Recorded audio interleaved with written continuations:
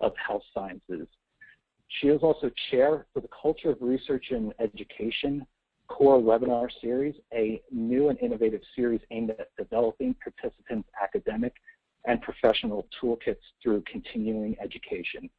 Dr. Ramallah earned a PhD degree and 3 master's degrees from Columbia University in New York and a certificate in clinical and translational science from the Rockefeller University. She has also served as a Fulbright Fogarty Fellow and National Institutes of Health C.R.E Fellow. Dr. Ramallah's professional and research interests include creative, innovative leadership, social determinants of health and education equity, multidisciplinary collaborative scholarship, programmatic development, evidence-based strategic leadership, and organizational change. Learn more about the C.O.R.E webinars at trident.edu/webinars/C.O.R.E. Before we start, a few things to keep in mind. All participants are muted. If you have a question, please submit it via the question box or email it to me at daniel.sloan@trident.edu. There will be time for questions and answers at the end of the session. This session will be recorded and all attendees will receive a link to the webinar. And now, here's Dr. Ramallah. Thank you, Daniel, for that wonderful introduction. And it is my pleasure to introduce our outstanding speakers for today, Dr. Frank Gomez and Dr. Carlos Cardillo. Dr. Frank Gomez is a professor of health sciences at Trident University. He has more than 17 years of experience working with PhD students in the dissertation phase of their studies and more than 40 years of experience in the field of public health. He earned his doctorate in public health and master's in public health at UCLA School of Public Health with a focus on environmental health. He has authored and co-authored publications and book chapters, as well as received several awards from national, state, and professional associations. He has also served as general chair and members of a national accreditation body in environmental health. Welcome, Dr. Gomez, and thank you for joining us today to learn your expertise. Our second speaker, Dr. Carlos Cardillo, is a PhD mentor in the PhD Health Sciences program and faculty member. His experience and expertise are in health science, human factor research, electroneurophysiological research and biostatistics, research design, data management, and statistical analysis. He earned his PhD in health sciences from Trident University International and a Master's of Science in Biostatistics from New York Medical College. He has served as a principal investigator and co-investigator on large research projects, and he has authored and co-authored publications and book chapters. Welcome, Dr. Cardillo. Again, we're very excited to have these wonderful experts in this field, and we encourage you to ask questions at the end of this session.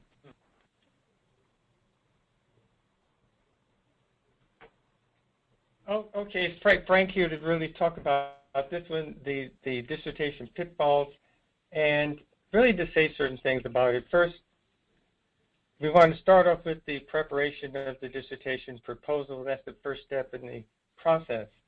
It is probably for many persons really the most difficult part of the program because you're trying to decide exactly what your focus is for your independent research. And what we really teach here is independent research. And that makes a really significant difference in the way that you really approach it. So you have to come in and really have a perception of what it is you want to do, and you have to have a level of excitement about it. When students tell me that they're really excited about this phase and what they want to do, then I know that we have someone who will probably be very successful. The dissertation proposal is very important because we want to assess, going through the feasibility of the study that you're doing, really verify what is the knowledge gap, if it's not only just feasible, but is it significant? Is it something that will work? Is it something that can be published, etc., as you start? And do you also have the background that you can build up through the lit review and just understanding the field to gain the knowledge so that you can be very successful at it? The quote I have down here, I think it summarizes this entire process very, very clearly, and it's from Einstein: if we knew what we were doing, it wouldn't be called research. And that is a really good attitude to take as you go into this program, into this process. The dissertation process actually begins for some students even before they start the program here at Trident. Something we try to get them to do is to go really dig into a topic, start to review the literature, understand what they want to do, and try to develop the mind of a researcher. And my students, I often tell, just call me Frank, and I'll call you a researcher, because I don't want them doing work just to satisfy me. They have to be really comfortable with the knowledge and skills that they're gaining. So it's right there, just these factors point to a different type of program when you're working on a degree for a PhD that is research-based and focuses on independent research. Next. Okay, there are some fundamental pitfalls in the dissertation research process. I like to call it a process. Students that I deal with, when they say that they want to earn a PhD, and I can see from their work almost immediately that some of them think it's just an advanced master's. They haven't learned to move ahead and to look at the issues independently, research it, and really drive the point home and advance their knowledge in a particular topic. They're still trying to please us. Also, those that have difficulty are those that really want the PhD for the wrong reason. The wrong reason is that you just want to be called doctor after you finish. And when that happens, then I know that we don't really have a student that is really going to do the work to move forward. And that's really, really important, because it's a very demanding process by the nature of it. We don't make it exceptionally difficult. No, it is a difficult process in its own right. And that's something that someone has to understand. And as I said earlier, when you begin a PhD program without having identified your area of research interest, you're behind the 8 ball from day one. And you should start preparing for a PhD program the moment you decide that you would like to move forward and earn a PhD. Carlos? Dr. Cardillo? Okay, the next slide. Okay. Identifying some of the pitfalls in dissertation research. And these are some things that move a little bit more as you advance through the program. But one is developing a good research question and hypotheses. These are sometimes very difficult for some to do. It seems simple, but they're always complicated, particularly the research question, because it's really going to guide a lot of your approach to the study. And when you write your hypotheses, that really goes and defines your methodology. Scholarly writing is required, but for some students, the writing is not my strongest attribute. What you have to do is you pick up your writing style when you are reviewing the literature and the studies of others. You learn how people write. You learn how they present. You write in the third person, and you pick it up by doing it and by reading a lot about scholarly work. Time management is also an issue, and that is a very important issue. You must plan your way through the PhD program. When you know you can't put in the time to do the work, don't take 2 classes, sometimes even take a leave. So you have the time you can focus on to do it. And that's another pitfall that a lot of our students fall into. All of a sudden they're overwhelmed and they don't know how to get out of it.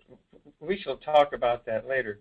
And it's good point here is that but negative emotions and fear of their own capacity to learn critical thinking statistics, and statistics is something that bothers a lot of our students, and they end up really understanding it well. But these are fears that you will work with us, and we work with you very carefully to conquer those and turn these into an asset. Take your weakness and make it your strongest point, and that is one of the unintended outcomes that we really plan on in our PhD program here at Trident. Okay, thank you, Dr. Gomez. I will take over from here and emphasize on this particular slide after you presented the fundamental pitfall. I'd like to give a more in-depth on the functioning pitfall, because I do believe that here is where most of the actual problems can start. The difficulties developing a good research question and the hypothesis. Essentially, the best advice for this will be reading. And I am talking about intense reading because this will trigger ideas and questions which eventually will generate a good interaction with your advisor, your mentor, or any co-worker or any person you feel comfortable sharing your ideas and the idea for your dissertation. So you probably think, okay, it's easy to say, but essentially finding the ideal research question or the questions, which is basically your entire project, will not happen unless, as Dr. Gomez stated, you already identified the areas you are interested in researching. Now, when you have identified this field, you may find that particular subjects you are interested on are probably too popular, if you will, which means that the field was already explored too many times. So you may feel that you are entering in a competition with other researchers that may have more resources or may have more experience than you do. The other extreme example for this will be choosing a field that was not explored at all or have little exploration. And in this case, the opportunity for ideas may be greater, but the literature search could be very difficult, and you may be very dependent on experts on that field if you don't have the experience for that. So the bottom line of this is try to find a good middle point where you have an idea that is well defined with a realistic set of results that you can call your own ideas. And no matter what you choose, you must enjoy that topic, and you have to be ready to get close to it for the next years to come, and eventually you will become an expert in the field. When I say years to come, it's because this will not happen overnight. It's a process, it's an enterprise. The second point on the scholarly writing, yes, many people have English as a second language. Writing is not the strongest, and this is a requirement on a dissertation. Again, reading research papers and paying attention to the style will help you improve your scholarly writing. Even across other types of research, you have to find the time when you have an idea, you have to write it, and in fact, try to write almost every day. That is also tied to the time management issue that we'd like to go over a little bit. So another advice on this is find the space to write that you feel comfortable. Your room, your desk, your chair. You can feel comfortable in an isolated room, in a coffee shop. It doesn't matter. Find your space where you can do this in the proper way. And also the tools, computer, software, APA formatting, reference management, internet access, printer. You may need to print something just to have a quick reference you want to read as you type something else. Write the way you think it should be said, but also share your writing with other people to get some feedback. You can share that at the technical level to see if your information makes sense, or you can come across people that are good in English and they will try to give you pointers. And a quick advice on that, if you are highly technical in a paragraph and somebody without the knowledge on that particular field is giving you English pointing or tips, just make sure what you are saying probably is correct, and this person is just trying to correct the English, and that can happen. The difficulties with time management to review, to write, to execute, to go about the dissertation is another potential pitfall. Time management will become an issue simply because life is going to get on your way and on the way of the dissertation. That is family, work, health, taxes. You get the idea, right? As Leonard Bernstein said, I believe he said, to achieve great things, two things are needed: a plan and not quite enough time. So best thing you can do are to plan ahead your entire dissertation. You may need to change or adjust from time to time. There is no problem. That will happen. Just have a plan. Set a daily or weekly schedules, goals, and priorities, and stick to it as much as you can. It's like going to the gym. If you think it twice, you're going to stay home. And the most important, be completely aware of how and when you are procrastinating, because by being inefficient, you are only fooling yourself. Quickly on the negative emotions and fears, to your own capacity, to the critical thinking you can provide, to the research design, the statistical analysis. Do not let any negative emotion control or overwhelm you. Why? Because if you can find the research question, if you know how to write it or have a good idea, and you can manage your time, you are very capable of completing this dissertation. From here, I'd like to move on the next slide and talk briefly on the ways you can minimize the dissertation research process pitfalls that you may encounter. And the best way eventually will be to prepare yourself appropriately. And by that, I mean identify the area of research interest when you decide to pursue. Go with a PhD. If you are already in, it's never too late. The sooner you can identify these areas of research, the best you're going to be prepared. You have to begin reviewing the peer-reviewed literature in your field early on the program.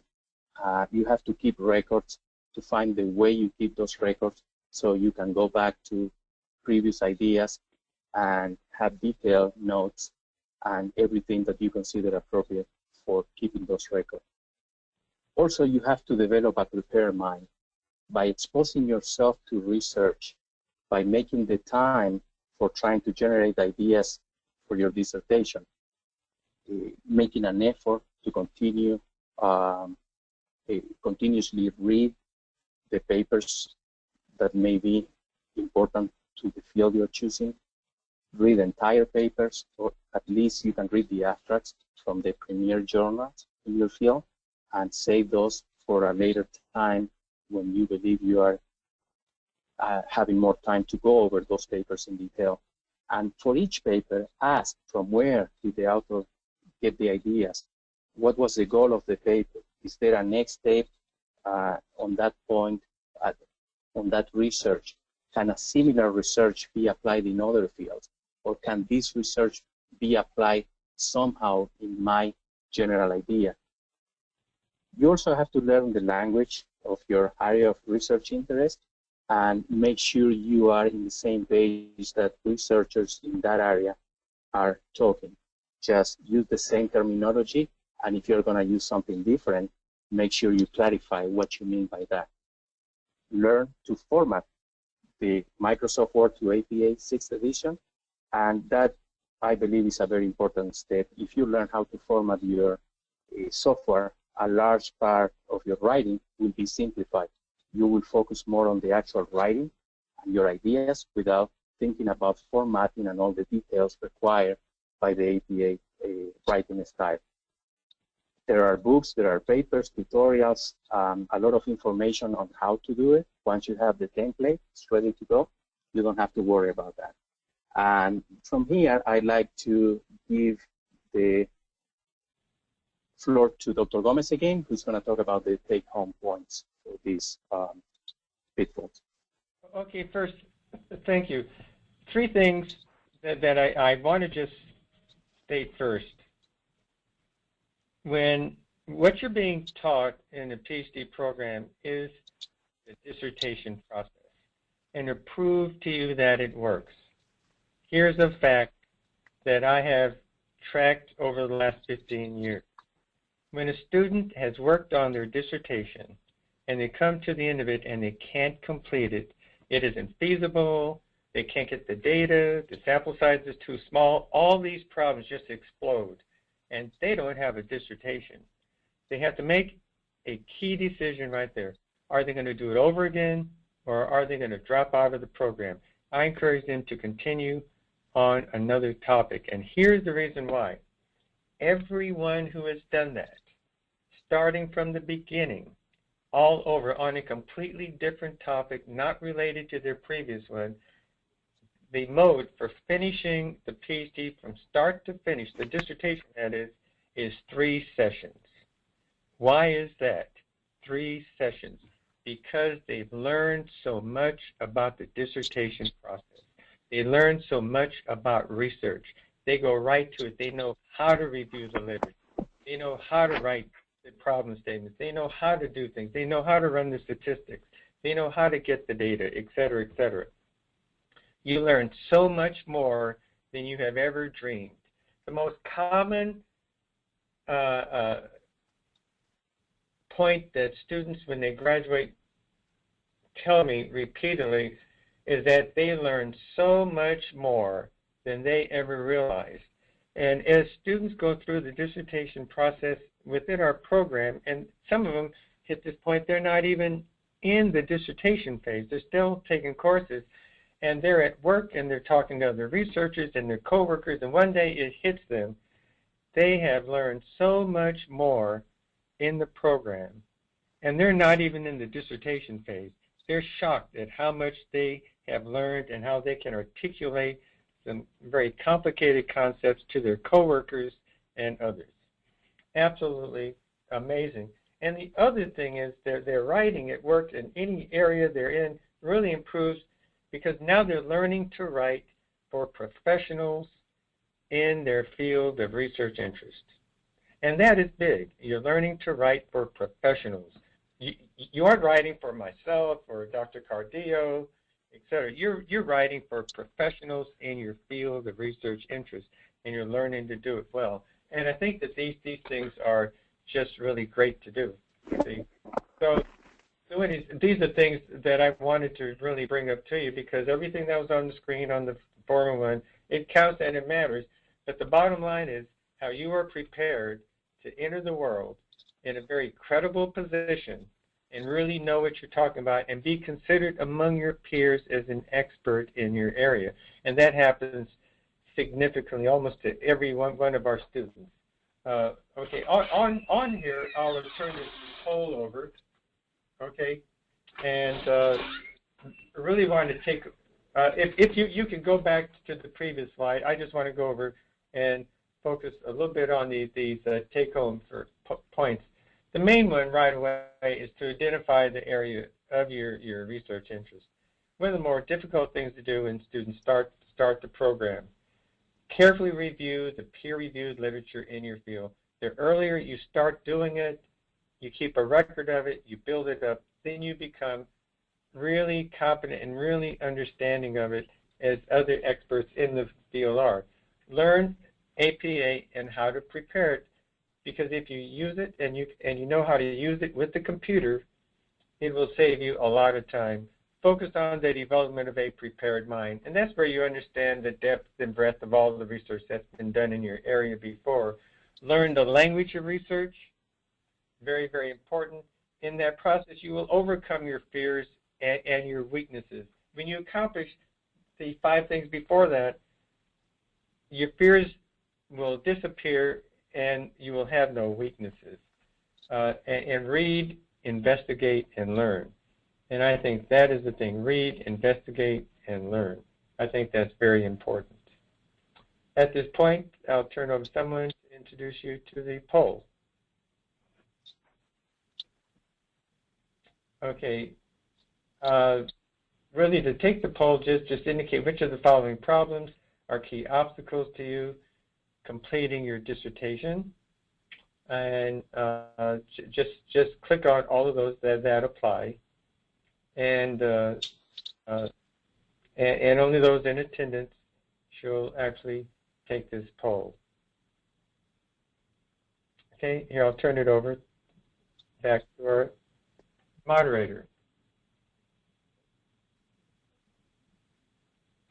Okay.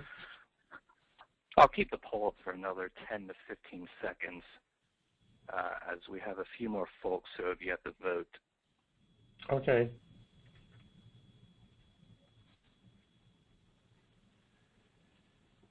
Closing the poll now.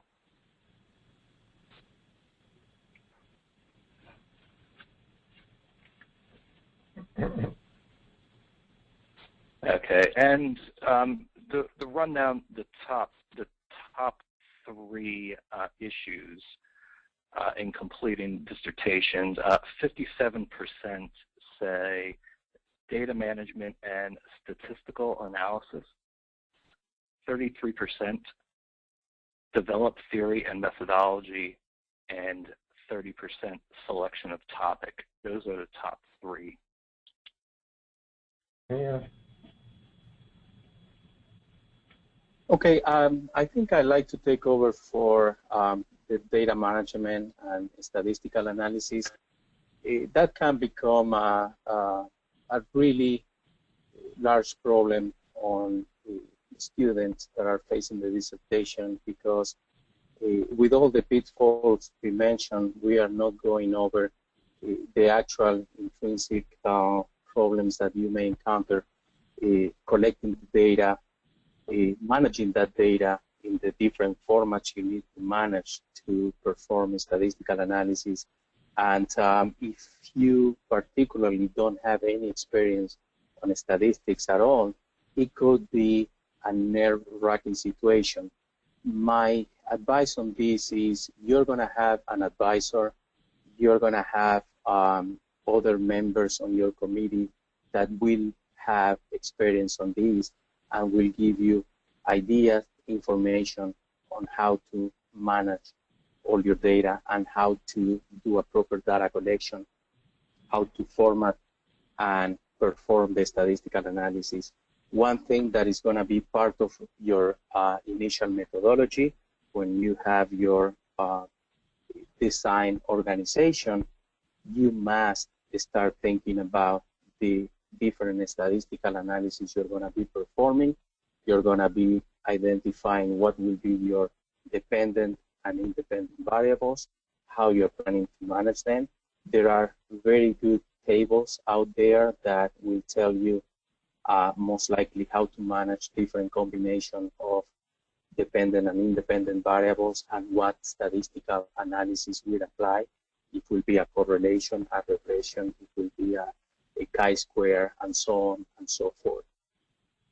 The software for statistical analysis is going to be a big helper. These days, you don't really need to know, and I recommend you do, but to a certain level, go step by step to know the actual formulas and the actual way any statistical analysis or particular analysis is going to be developed. But you do need to understand what the analysis is providing, what the results are going to be, and what you expect on that. And also during the preparation on the methodology, you do need to think about expected results. You have that is part of your research question, that is part of your hypothesis, but also expected results. You may not have a good, clear understanding what the results will be, and that will happen with the type of research when it's too new or too novel, but you have to have some ideas.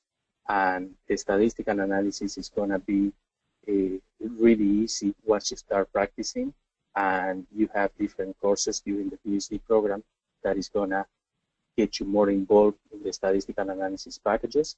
And the advice here is practice. Go for it. Don't be afraid.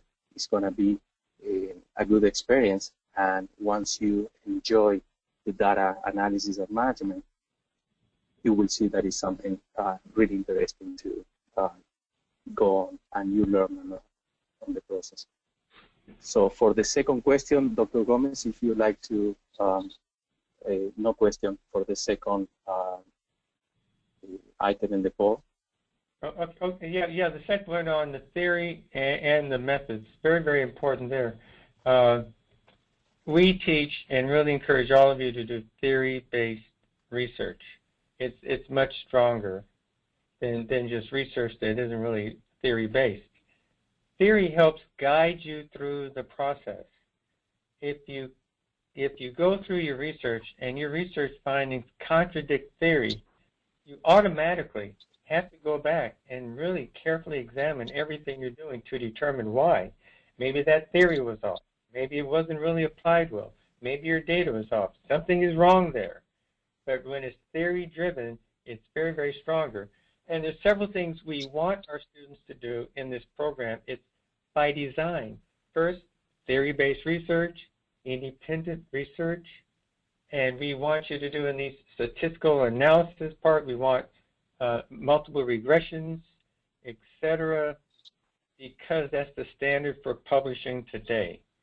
And if you don't work very strong in the theory aspect of it, and if the analysis part is not advanced, your work is going to have a very difficult time being published. And a lot of our professors, our students, are professors in colleges. And I'll say this one thing that we were talking about one time, it was kind of like funny to us, but how many of our students end up teaching research methods and statistics in the colleges where they teach? Absolutely amazing. And they've just learned so much about it and how to present it. They become very successful in this area. Of course, these are the courses that other faculty really don't like to teach, but our students thrive at it. That's just a little side point I would like to say. But theory is very important. And understanding theory as a professional in the field is very important. And in every professional field, we said the language of the field, you must know the basic theories that support the discipline that you're doing the research in. Very important, particularly when you have a PhD after your name.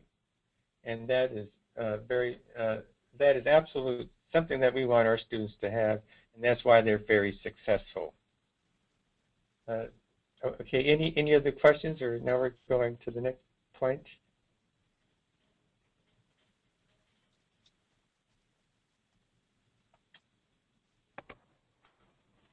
Okay, so this is Dr. Bernice Ramallah here, C.O.R.E Chair, and I'm very pleased to let you know that we have launched our new C.O.R.E page, Culture of Research and Education webpage.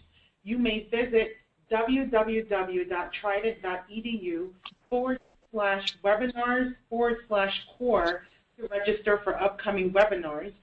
The purpose of C.O.R.E is to provide continuing education and add to your academic and professional development toolkit for success.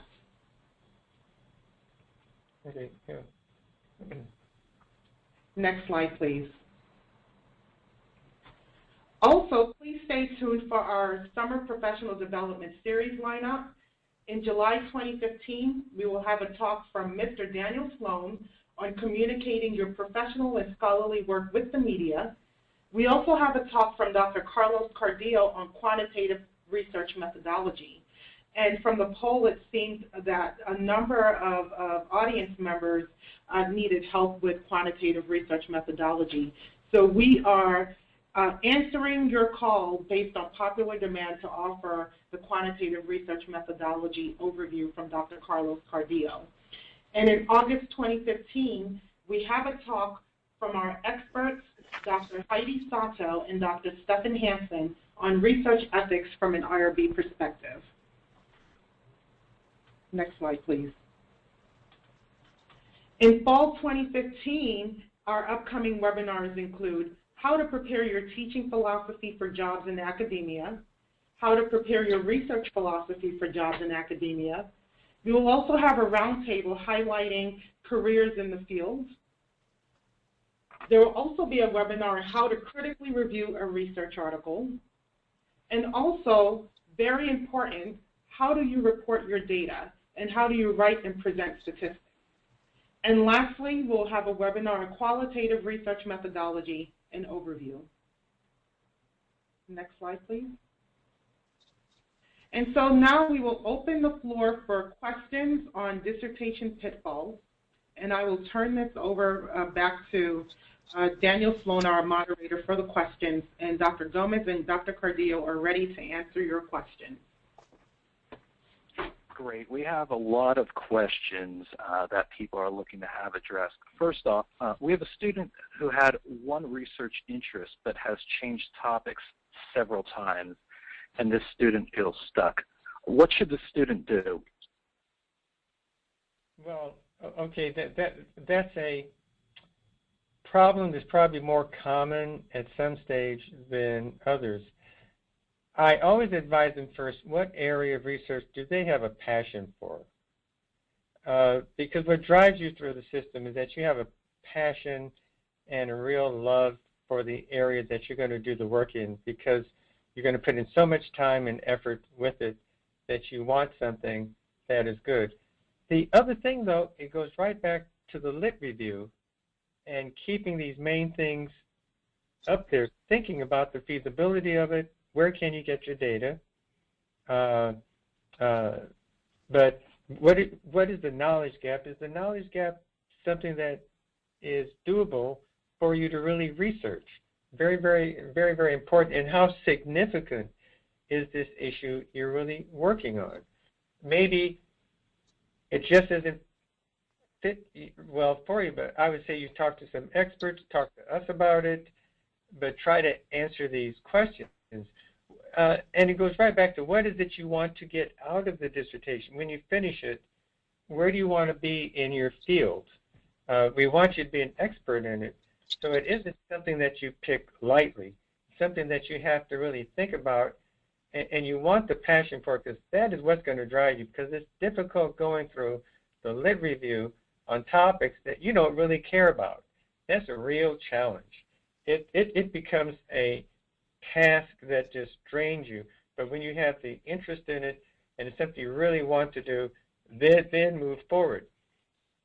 The other thing is maybe talk to us about it, because maybe we can give you a different perspective on this issue, or talk to other professionals in the field.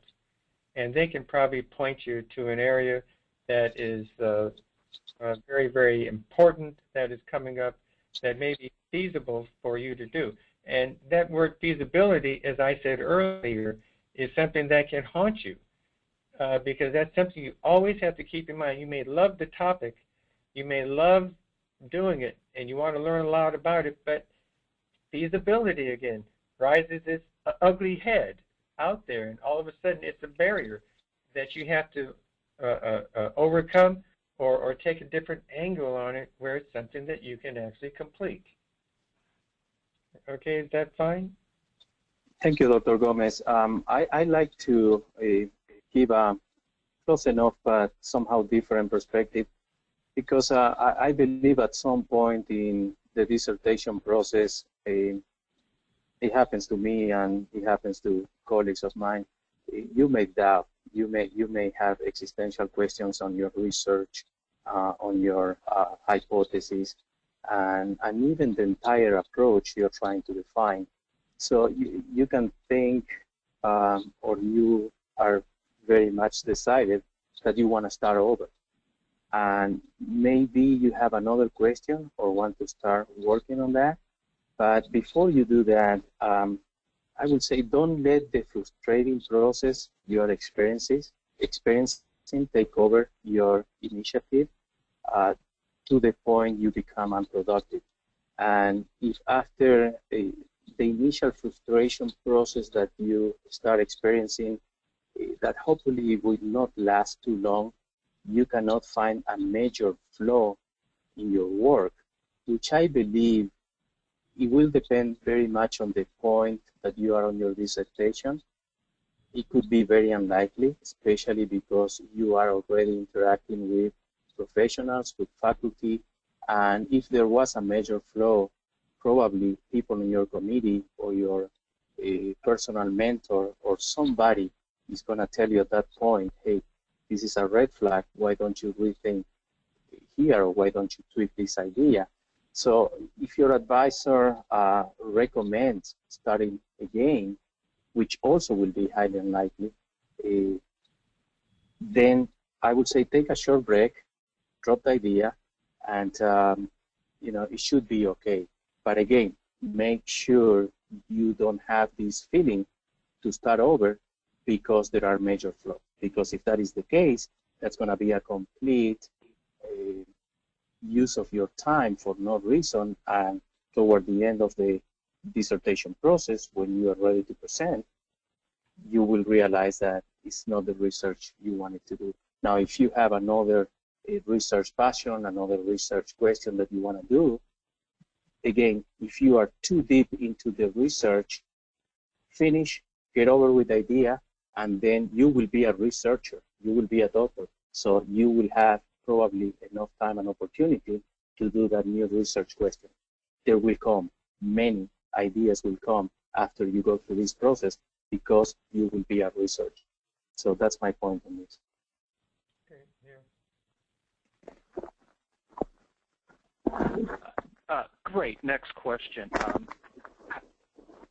Student asked, how do I narrow my research question for my dissertation?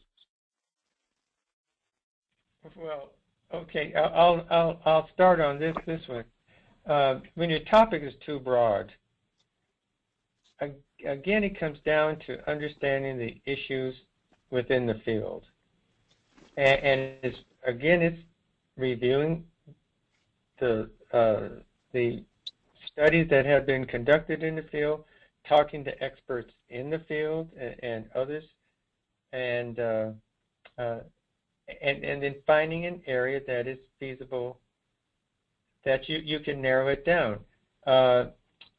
And I think one key point there is that you have to understand the feasibility of your different options.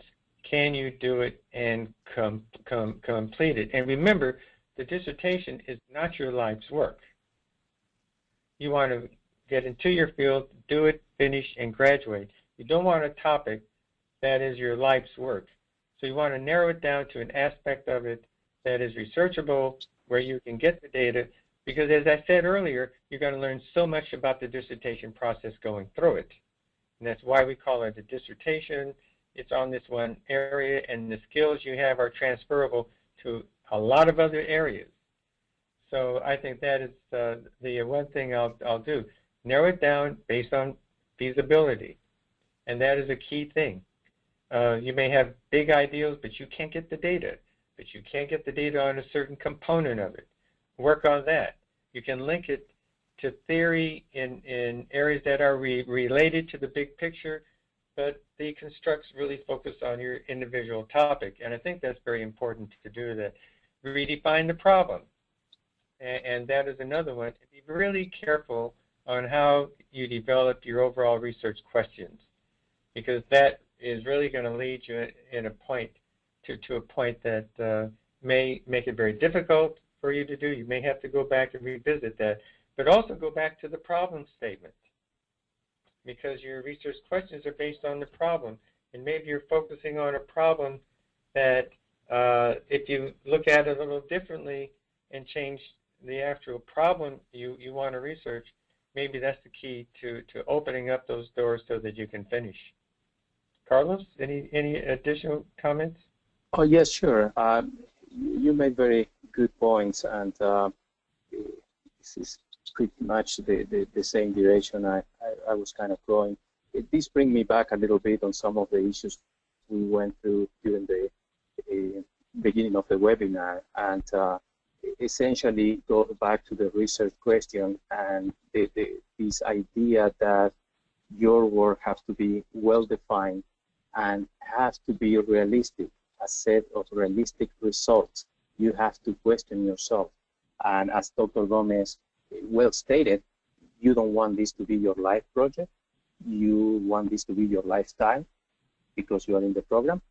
But when I talk about reading, researching the literature, and having a prepared mind, and I give some tips saying that essentially you have to question the research papers you're reading. I believe you have to do the same with your research idea. You have to question your research topic, and you want to narrow down the question for your dissertation. So the question will be, what will be my main topic, and also what types, what section, what branches. As more specific you get, the best result you're going to have narrowing things down.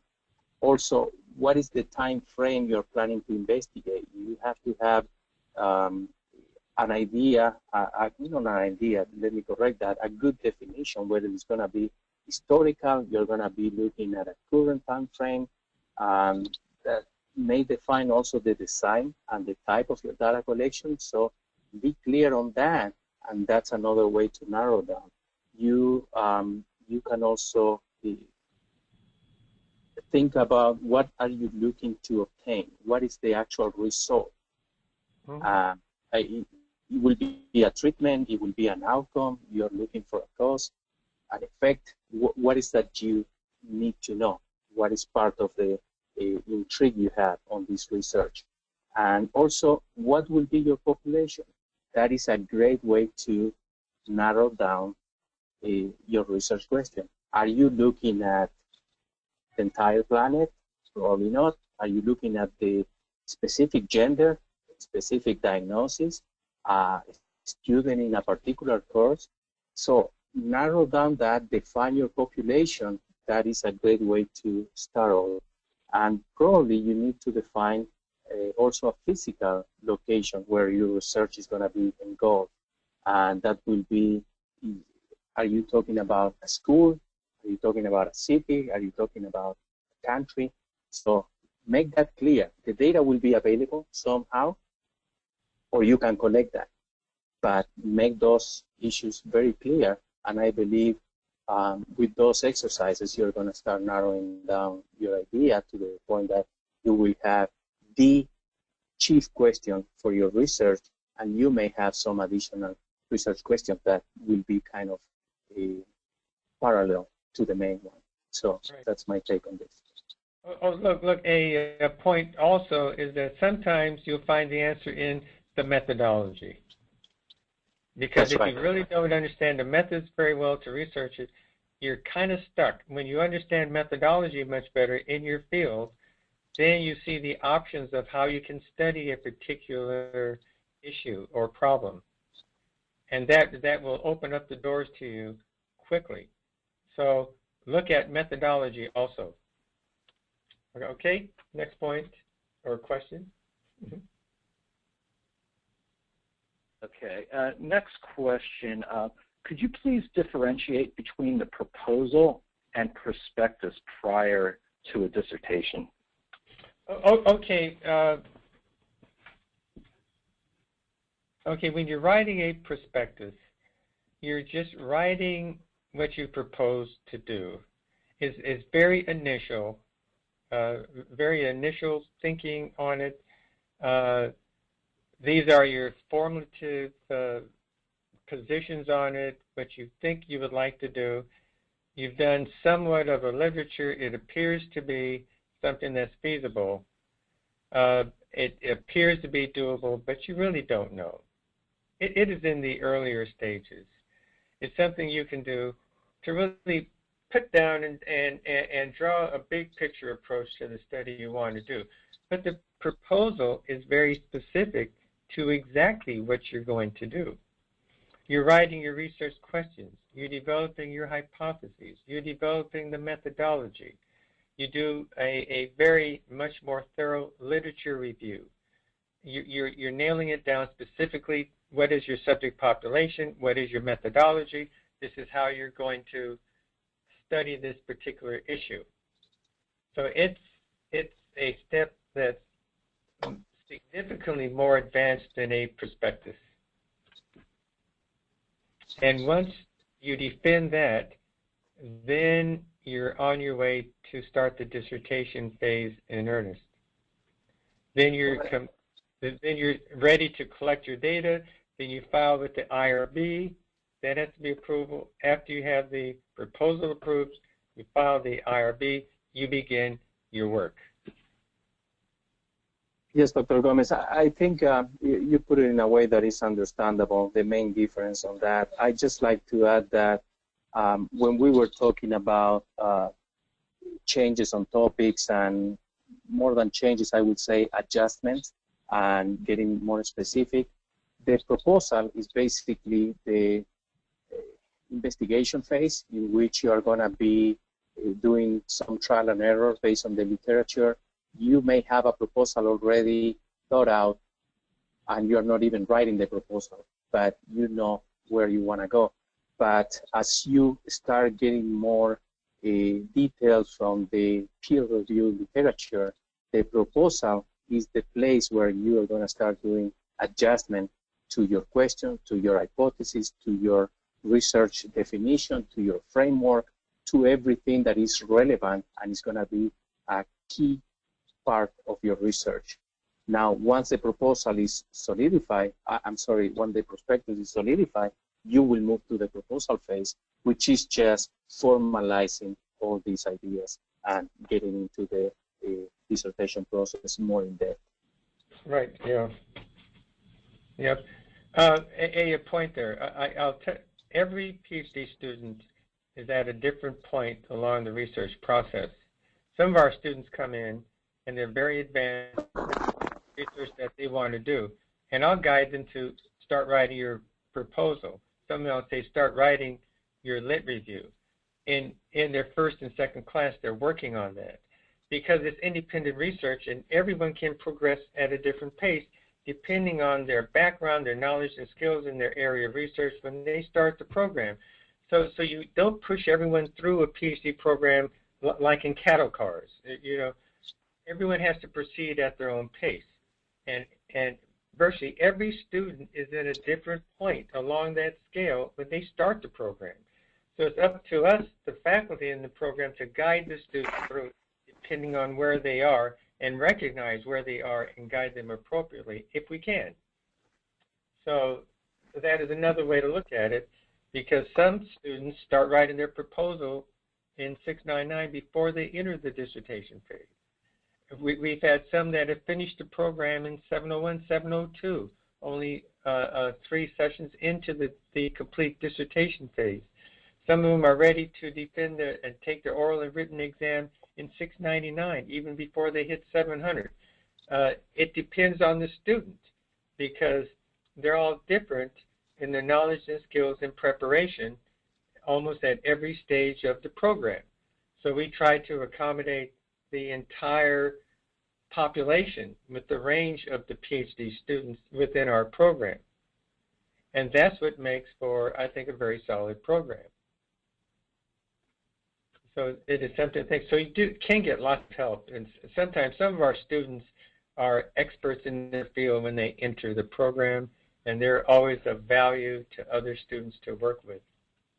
That's a great point, Dr. Gomez. And I just like to add that in many cases, we like to compare and ask other people going through dissertations, how long did it take you? Well, it took me 3 years to do it, or it took me less than a year. There is no recipe, there is no model. It will depend on your time, it will depend on your experience, and also the type of research you are doing. It doesn't mean that if your research is tracked for 3 or 4 years, it's going to be considered more sophisticated. The opposite also applies. If you finish in a year or under a year, it doesn't mean you have an unprepared proposal. It means you just dedicated your time, you have some experience on that, and you went through the dissertation the way you decided to go through. You planned it ahead, and you just went through. So there is no recipe on that. Right. A point, too, is that one of the outcomes of the program that really can help evaluate the quality of our students that graduates' work is whether they can easily publish or not. We guide them so they can publish. Do they all want to publish? Not all of them do, but we really train them to publish, and quite a few of them publish in significant journals, and I think that's very important, particularly if you're going into research or if you're in faculty.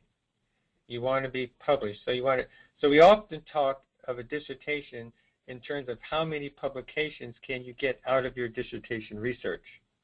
So that should give you a clue as to the depth of it, but it depends on your purpose for earning it and the level of expertise that you build up within a particular area. It's a very personal thing at this point. Okay, next question, we can move it on. We're moving rather quickly. Great, and that's great because there's quite a few questions. Another participant asked, how does the IRB process work? Well, okay, the IRB process, to put it simply, is that it's by federal law, every dissertation proposal has to go through the IRB before the students can start collecting data. The purpose of the IRB is to protect your subjects, not to protect the researcher. It's to protect your subjects. They're the ones who are potentially at risk. So you have to really guard the personal information. There are HIPAA laws, there are other laws, because an individual or a particular institution or so forth cannot be readily identified by your data when it's published, etc. So you have to do things. For instance, we had a study where we had the test scores of every third grade course in Texas and how all of the students by ethnicity, et cetera, performed on their statewide exams. This is over several thousand schools. I mean, a large number of schools. What they did is that when the schools were very small, and let's say they had one or two people of a particular minority in the school, they had to combine data from different schools into one. Because if they printed the data separately, you could identify a person. So really, though, the IRB is there to protect the subjects and to protect the integrity of the data collection system, that they are notified, that they aren't forced to take it, that you have consent for them to participate in, and they know what the study is about. These things started way back with problems with Tuskegee, the syphilis studies, and it has gone on since then, and there's been abuses in this system. That's why it's protected by law. Several of our students that are doing using very large data sets that the feds have not publicly released, our students were able to get access to that data, but all of us that worked with them had to become a designated agent. And we had to make sure that data could not identify any subjects or institutions in it. And we had to sign that if we had access to it. And if we, the penalty was a $250,000 fine and 5 years in jail. It's serious. And that's something we'd like our students to really understand. It's a major step in the dissertation process, in the research process, period. But it depends. For some of you, it's never an issue. For others, it's a significant issue. It depends. I was going to add that, Dr. Gomez. Yeah, it will depend. I think in general, if you're going to be using human subjects, you may be subject to IRB review. But if you are subject to IRB review, it doesn't mean it's going to have the same level, because it will depend on how invasive your procedures are. So right. It could be minimum risk, maximum risk, less than minimum risk. And the process is going to be something that the university is going to help you to go through, because that's the way the entire dissertation process is prepared to do. Okay, also one point. Every proposal must go through the IRB. Maybe it's an expedited review because it isn't an issue, but everyone must go through the IRB, whether they have a potential impact or not. They have to review it, regardless, and that's the law. Okay, next question.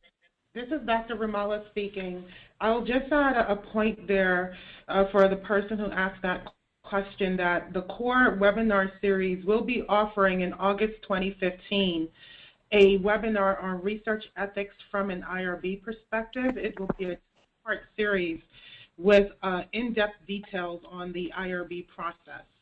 So I believe that webinar will provide more useful information in addition to what Dr. Gomez and Dr. Cardillo has explained to you today. Thank you. Okay, next question. Okay, this one is for Dr. Ramallah.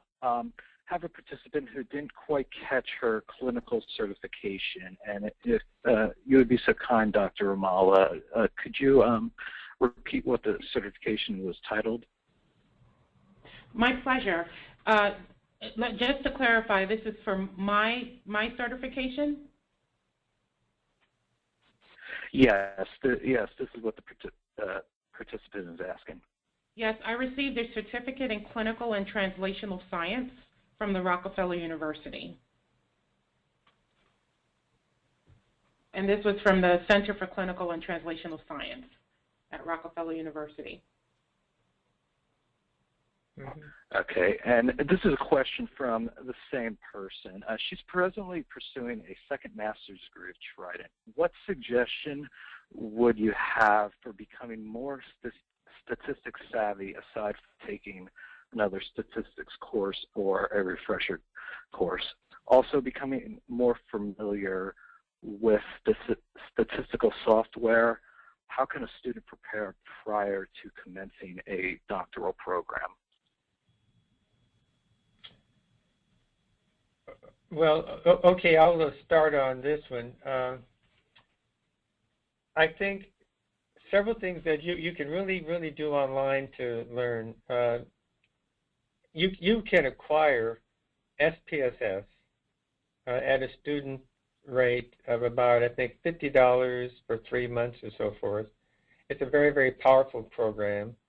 And then there are a lot of courses online that can guide you through using it that are quite good. And they have tutoring programs within there to teach you how to use SPSS appropriately. It's the one we use because it's most user-friendly, because you don't have to do a lot of coding. If you use SAS or others, then you have to do coding a lot. SPSS you don't, except in some really special cases you do. But normally it's a very intuitive and very good and very simple to use and very quick. And it will analyze data in just nothing flat. So it's great to use. There's a lot of databases available that is possible to actually download to use to learn how to use SPSS accordingly. And if you need any help on it or any questions on it, just feel free to contact us.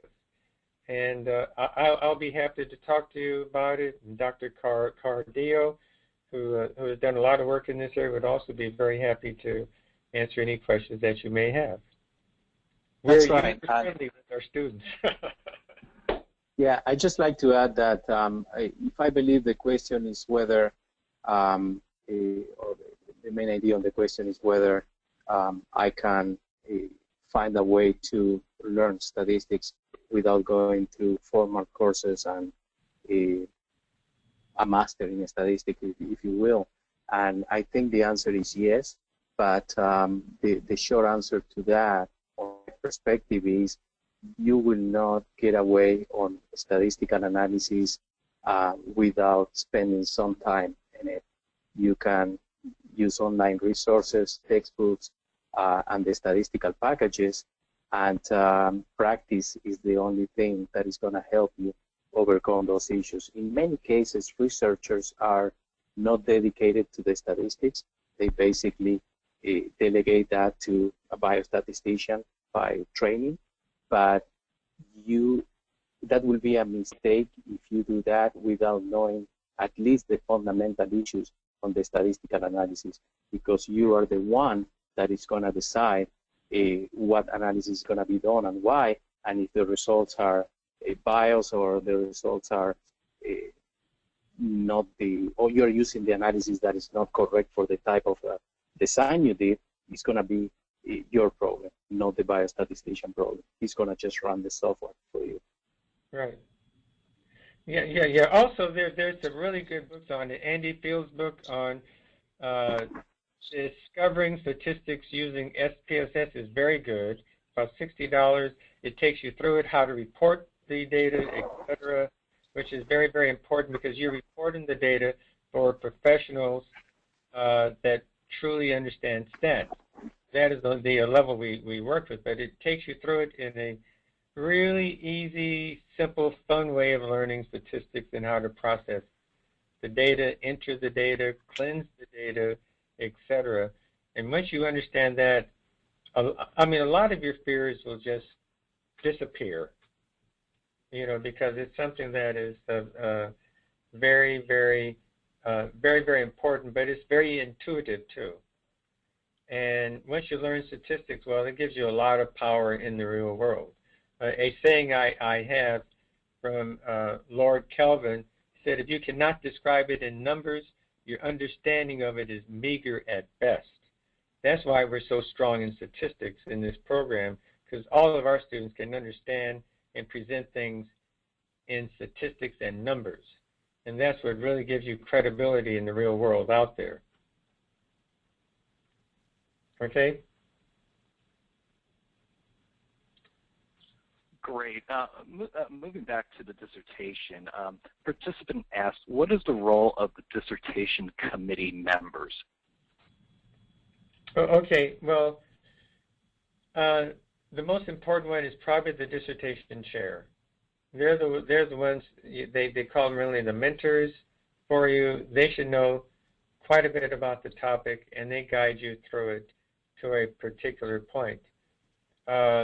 If you have a subject matter expert that's not the chair, then they would be very important to you to comment on the technical aspects of your work and to really validate that what you're measuring is measurable, it's doable, there is the knowledge gap that's understood professionally in the field, and it's something that you can move forward on professionally. Because remember, you're writing for professionals in the field. So it is very, very important. But the real role of the members are really the readers, and they try to give you the technical feedback they can on it as you're going through it. Which brings up another point, too. The stronger you are at formatting your work and presenting it aids in their work significantly when they can follow it and they understand, because they don't have work. And, time is of value. And I know one thing I learned out at UCLA, why were the professors always so upset? Because time was money, and if you went to them and you didn't know exactly what you wanted to talk about, they'd tell you to come back in 6 months when you're ready. So that's because they're working on grants, and being a researcher in these colleges are tough. So time is money. So you want to be prepared, and you want to really understand things well. Now, I'm a little bit off point, but the mentor is very important to guide and to spend the time with you to direct you in the right way. But when you talk to them, you have to be prepared. I'd just like to add to that usually you're going to have 3 members, and usually they are from different areas of expertise. I would say don't wait for the members to get back to you. Be inquisitive and ask based on the area of expertise they have. Just to give an example, during my dissertation, my committee members were, one was an MD, one was an academic, and the other a neurophysiologist, which was a great combination for the topic that I selected. So I knew when I had specific questions on electrophysiology, I wouldn't go to the MD or to the more academic person when I have questions on IRB and a way to prepare the dissertation, whether I'm doing the correct approach. I went to the academic person and so on. So use your members. They are there. They are your committee. So they are there for you. you know. Great. Another question about the dissertation. A participant here has a broad area of interest with many subtopics. Is it possible for an area of interest to be too large? Absolutely, yes. Because just the definition of a dissertation, you're focusing on an area. You take the larger picture, but then there's always some aspect of it that is probably more important than others, or more feasible to study. You can only take on one part of it in one study. The rest of it may be your life's work. So the thing is, you want to narrow it down to something that's very important and will answer one piece of the puzzle. You can't answer the entire puzzle. You can't put it all together, but you can provide a real contribution to the field in a particular area of it. So you try to narrow it down because you want to finish it. And if you have too many topics in there, it isn't going to work. Do the dissertation, focus on one, and then you continue on your research with the other areas with future research.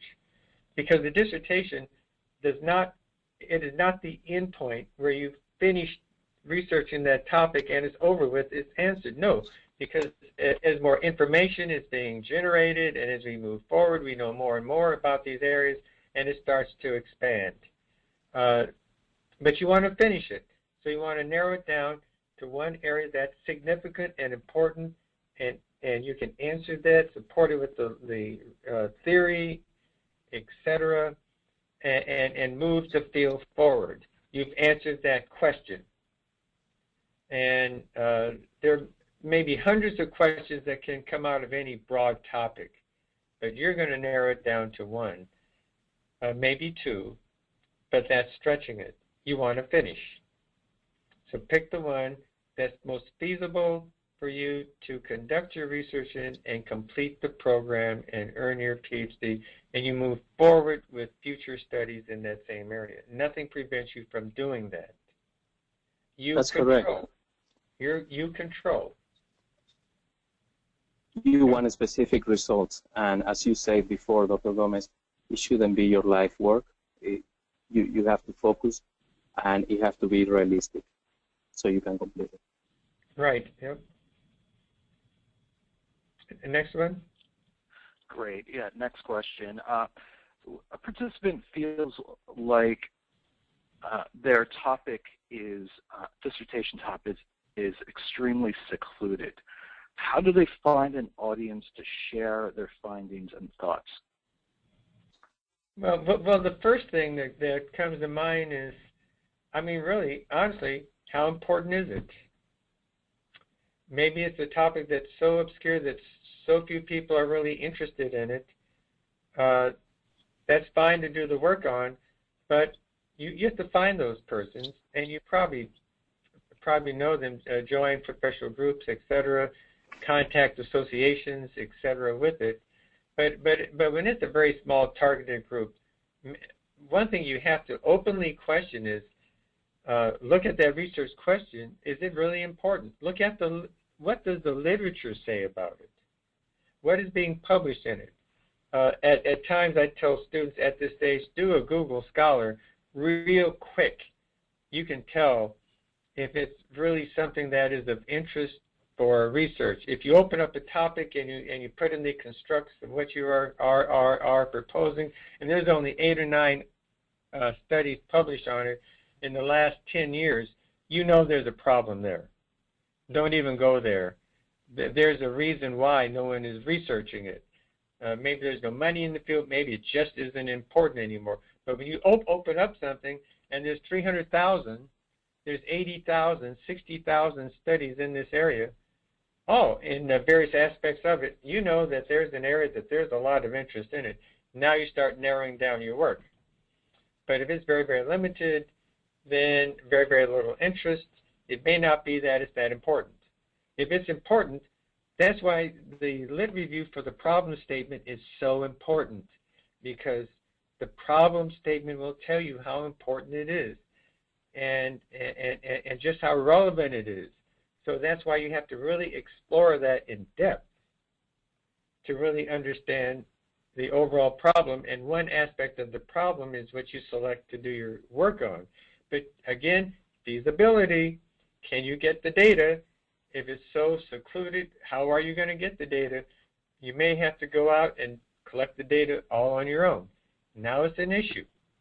We had one student, she was doing a study with a group. She traveled around in the last 3 years to about 5 cities around America to look for certain persons in a particular ethnic group and population for her study specifically. She had to do it because she couldn't contact them any other way. She picked a topic, and that's what led her to having to do that. Travel back east, the south, the Midwest, where there were defined numbers enough in a particular group that was the focus of her study to do it. She picked an area that was tough, but she got good data, but it took a lot longer. And I'm sure her work will be published. Yeah, I went over some of those points, Dr. Gomez, and yeah, I agree with you completely. And the more secluded the idea is, the more difficulties you're going to have of finding experts in the field to share and to get feedback to make sure that you are doing the right thing. I also believe that the only good way to do something that is really unique is if you are working on that field and you have access to not only people on that field, but let's give an example. You work on a research lab that it has certain equipment or certain ideas or certain technology that like to be investigated, and they are willing to let you do the main investigation as part of your thesis, then by all means, that's something that I will jump on, no problems. But other than that, you may run into a lot of issues trying to get done with the dissertation, and you also may, if you don't get an expert mentor that is going to advise on your dissertation, then that person is also going to be having these problems, and the whole process is going to take longer. Mm-hmm. Yep, totally agree. Okay, great. Just got 2 more questions. And next question: how would you recommend managing the prior literature? Should one use tables, and how would you file the literature for later reference? Really, what is an efficient way to keep record of one's literature and locate it easily? Well, one way is to, when you open up an article, put it in APA format immediately. Put it in an Excel sheet or some database. Cut and paste some of the comments in there that are important, so you realize what the article is about, what facts or so forth are very, very important. You can sort and you keep track of it. I think that once you find a article, you format it for APA, you put it in, you never have to do it again. You just cut and paste it if you use it again. But you start to manage it that way, keeping track of everything. Get copies of what you've done and so forth. The first student who graduated from our PhD program, she did outstanding work. She had over 3,000 studies. She said her living room floor was covered with all these papers. She made copies of all of them. She had 3,000 on it. She did outstanding work and finished, and she went through all of it. She certainly was an expert in her field, but here she was an expert going in. She did it thoroughly, because you're just not reading these studies. You're going to the core studies that a lot of these studies are really based on.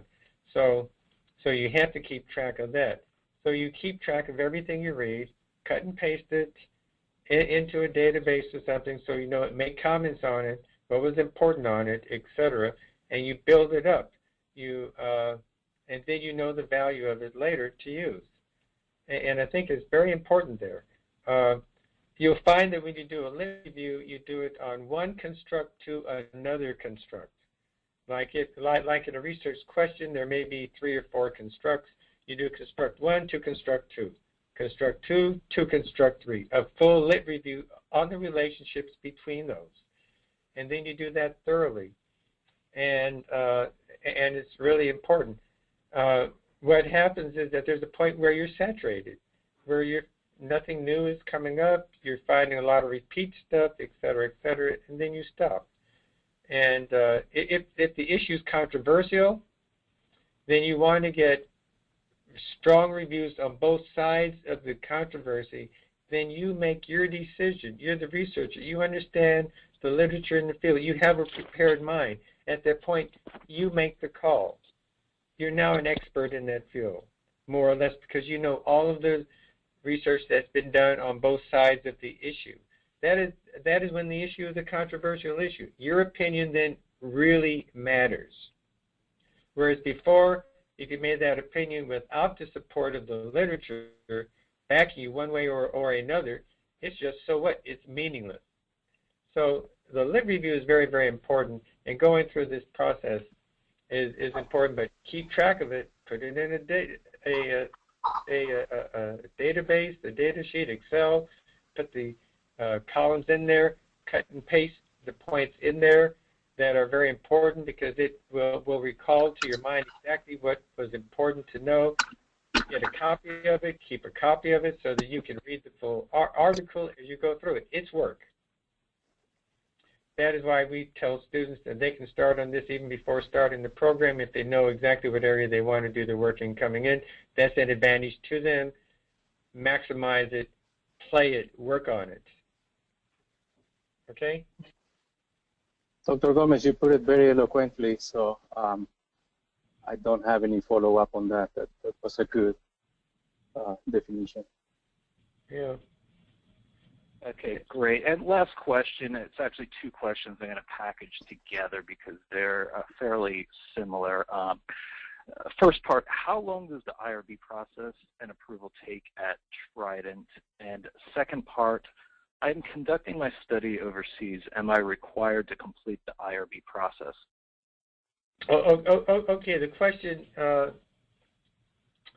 first one is, our IRB is very efficient, and they complete it within about 2 weeks or so. The problem is our students don't fill out the IRB forms completely and thoroughly, and then they're kicked back and it drags out longer. But if you do it well, really understand it well, document everything well, it goes through rather quickly. If it's an expedited review, if you don't know what that is, you'll certainly learn it. That will go through very quickly. If it's one that takes a full review, it takes a little longer because they have to have the full committee together to evaluate it together. Okay, period. The other point, I think it was the second question to that, right? Yes, there was. We have a participant conducting their study overseas, and they're required to complete the IRB process. Yes, they are, because they're doing it here. They have to confer with what is required in the country they're doing the work in. We have one student, he's doing the work over in Vietnam, and there is no IRB there. He just has to get approval of the local authorities, et cetera, for that. But he still has to go through our IRB process here, you see. And we ensure that he has to have the protections that we require here in there. So it's very, very important there, because some countries just aren't as sophisticated as requiring research like we are here. So you have to do that. And you have to protect the subjects no matter where you're doing, because we're responsible for it, because you're doing the work under the auspices of Trident. And so you have to meet our standards here. Because not every country has it. A real quick point. We had a student who was doing a study on American Indians, and they have no IRB requirement. They're almost like a country and to themselves.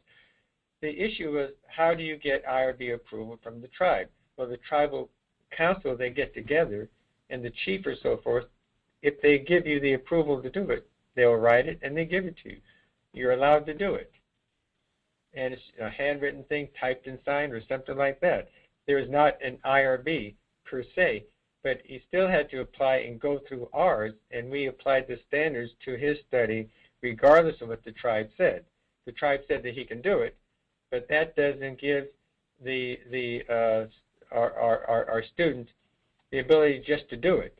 No, they still have to meet our requirements and make sure that the national standards or our standards for privacy, et cetera, and consent are all met. It was easy to get the approval. Well, no, it's very difficult to get the approval from the tribe because they don't trust a lot of researchers. But other than that, they had to go through the process with us, and all of our standards applied. Okay? Okay, great. Thank you, Dr. Gomez. We've actually had a few more questions come in the past couple of minutes, but we've reached the 90-minute mark on the webinar, and we've logged all the questions, and Dr. Gomez, Dr. Cardillo, and Dr. Ramallah can follow up with you and make sure that all of your questions are addressed. Okay. Thank you, Dr. Cardillo and Dr. Gomez, for your outstanding presentation. And we are very excited that you've shared all of your knowledge with us. I just wanted to let the participants know that they should stay tuned for a follow-up blog on take-home points from Dr. Cardillo and Dr. Gomez, which will be available on the Trident's blog page. Also, if you have any questions or comments about C.O.R.E, please feel free to contact me at bernice.ramallah@trident.edu.